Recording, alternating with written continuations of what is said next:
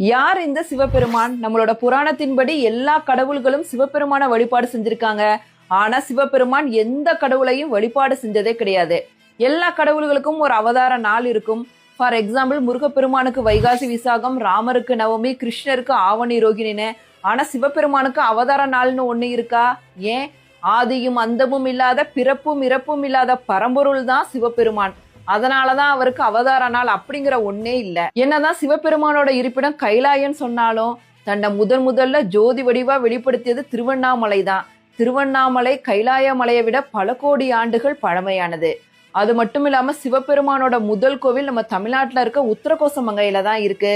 சிவபெருமான் 64 திருவிளையாடல்களையும் மதுரை மண்ணுல தான் நிகழ்த்தியிருக்காரு. 63 நாயன்மார்களும் தமிழ்நாட்டுல தான் இருந்திருக்காங்க. அதனாலதான் சொன்னாங்க, தென்னாடுடைய சிவனே போற்றி, எந்நாட்டவர்க்கும் இறைவா போற்றி. சிவபெருமான் தென்னாடை சேர்ந்தவர், ஆனா எல்லா நாட்டினருக்கும் இறைவனா இருக்காரு அப்படின்னு சொல்லிட்டு.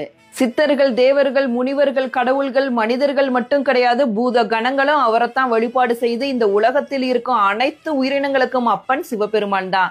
செல்வம் கேட்டாலும் தருவாரு, ஞானம் கேட்டாலும் தருவாரு.